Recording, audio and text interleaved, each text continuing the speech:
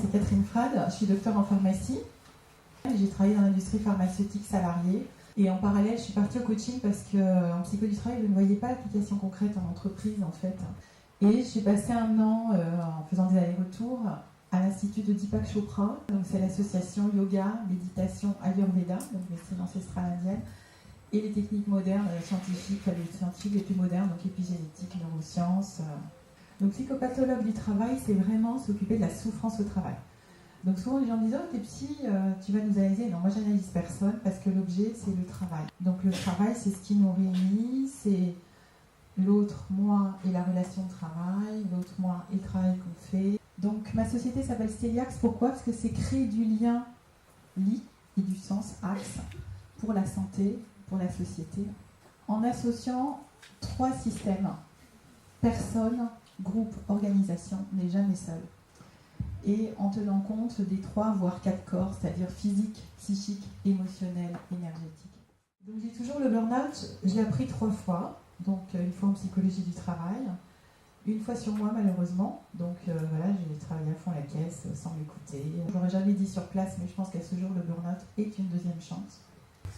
Alors pourquoi le burn-out n'est pas une maladie d'ailleurs ? Parce qu'en fait il n'y a pas de médicament qui marche dans le burn-out. Voilà. Et que par extension, malheureusement, on est arrivé en France, dans l'inconscient collectif, à se dire maladie égale médicament. Ben non, on peut être malade et qu'il n'y ait pas de médicament qui marche, c'est le cas du burn-out. Et le burn-out est une vraie maladie parce qu'on ne peut rien faire.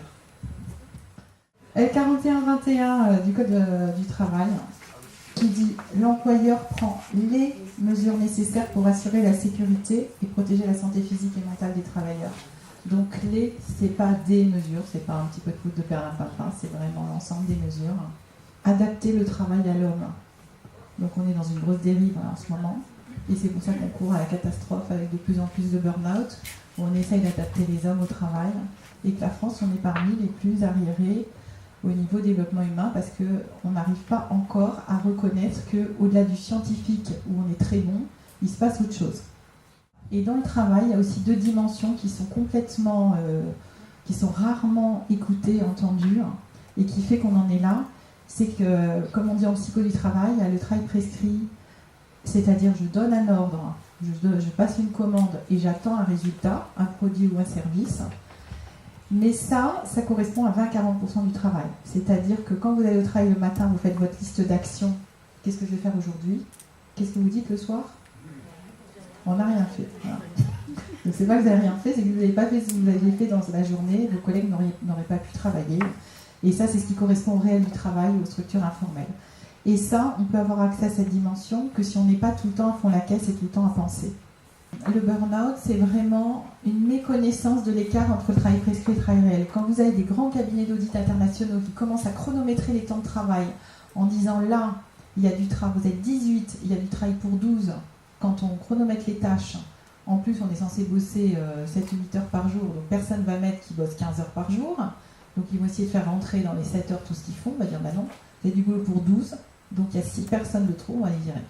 Tout est imbriqué, intriqué, parce que tout le monde est concerné en fait. Et ce qui est fou, c'est que quelles que soient les conditions, en fait le travail il va toujours se faire. Les gens ne lâchent jamais. En fait les gens sont toujours performants. C'est pour ça qu'ils craquent. Quelqu'un qui fait un burn-out, c'est pas quelqu'un qui va faire une dépression, c'est quelqu'un qui est performant et qui ne veut pas lâcher ses objectifs. Donc typiquement, le burn-out, c'est un problème de reconnaissance au travail, de vécu d'échec personnel, de problème dans la dynamique de reconnaissance et à s'épuiser, à essayer d'être reconnu, apprécié. Donc le burn-out n'est pas amélioré durablement par le repos, il s'améliore quand on s'extrait de la tâche. Il n'y a pas d'autre choix. Donc il y a des signaux faibles et des signaux forts. Alors évidemment les signaux faibles malheureusement on ne les voit pas tout de suite.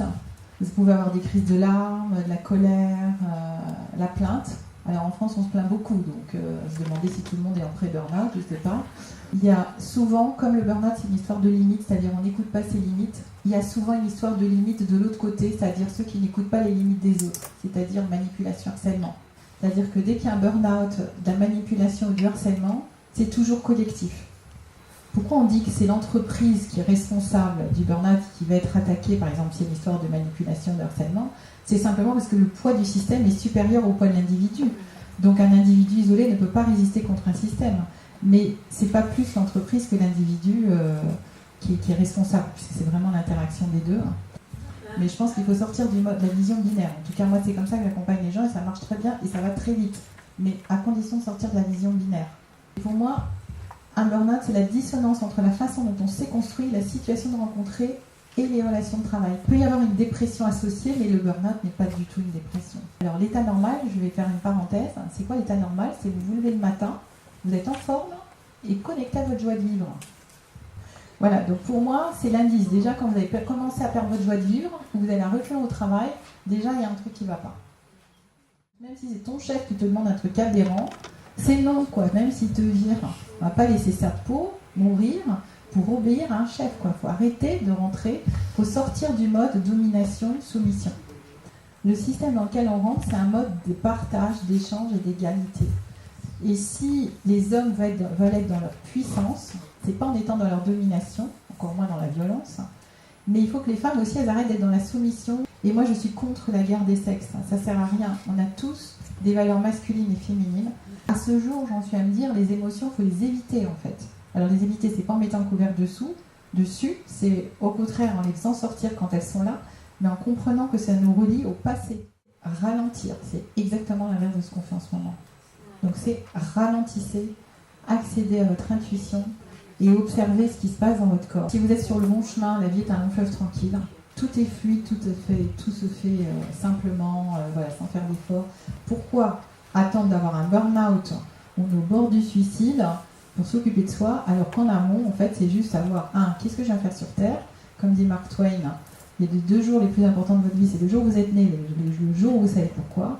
Et ce qui rend heureux, c'est de réaliser cette mission de vie et de partager ce bonheur avec les autres. Merci.